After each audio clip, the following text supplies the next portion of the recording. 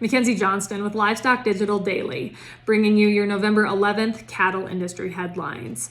Brought to you by Ag Risk Advisors. They help you manage your risk so you can manage your operation. With over 20 years of experience, Ag Risk Advisors provide honest and transparent advice. They offer insurance solutions to help you minimize risk and maximize profitability for your farming and ranching operations. They might not be able to make it rain, but they can sure ease the pain. If you want to learn more about pasture, rangeland, forage insurance, go ahead and reach out to Ag Risk Advisors. They can help you understand what PRF insurance is all about and everything it can do for your operation. Reuters reported on Wednesday, Beyond Meat posted a bigger than expected quarterly loss as rising freight and raw material costs continue to eat into the company's margins. The fake meat company expects further slowdown in demand of its products, even worse than what it's experiencing right now.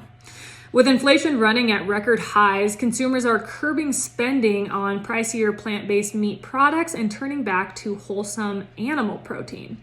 Back in October, Beyond trimmed its full-year revenue forecast for a second time because of softening demand.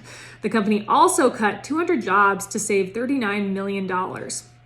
Beyond Meat's net loss widened to $101.7 million here in the third quarter, and net revenue fell 22.5% to $82.5 million.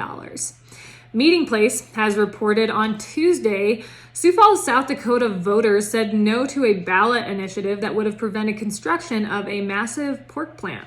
It was a fairly close call with a 52% margin of nearly 72,000 cast ballots. Holstone Farms may still face some legal issues when it comes to getting this plant built, but if things come together like they're supposed to, Sioux Falls will be the home of a new pork processing plant that will employ 1,100 workers and process up to 6 million hogs every year. This update is also sponsored by Circle 5 Cow School. If you want to learn how to preg check your own cows or start AIing, Circle 5 Cow School is definitely the way to go. Almost every week, they are hosting classes somewhere between Texas and Tennessee. They do a great job. If you want to check out their schedule, head on over to www.circle5cowschool.com. That's the number 5 in there, or you can go ahead and just give them a follow on Facebook. Meeting Place has also reported on Wednesday, Bank of America downgraded its rating on shares for Tyson Foods from neutral all the way down to underperform. The financial institution claims worsening macroeconomic factors in the protein complex over the past month are to blame.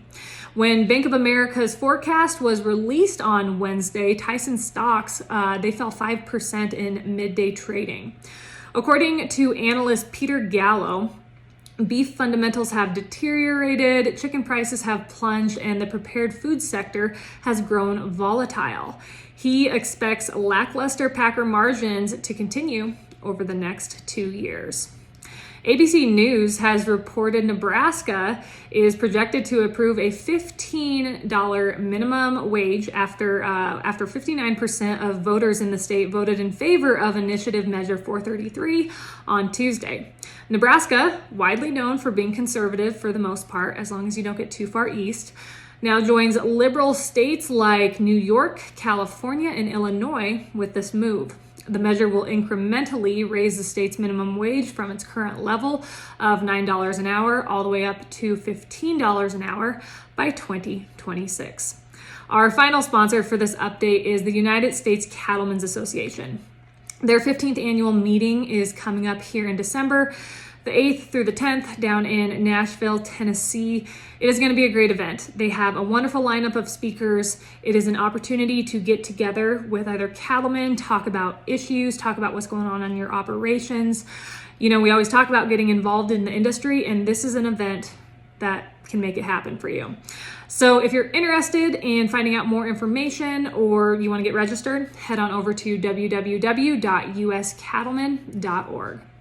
Finally, the Daily Wire has reported ministers in the European Union have reached a provisional agreement to completely eliminate carbon dioxide emissions on roads by 2035.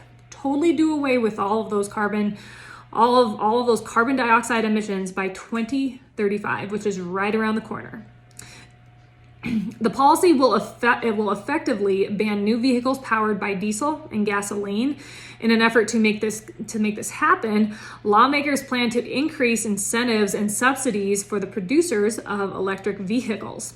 We've seen the same trend here in the United States with the governments of California, Massachusetts, Washington, and Virginia follow new rules from the California Air Resources Board requiring 35% of new vehicles to produce zero emissions by 2026, a standard that will progressively rise to 100% by 2035.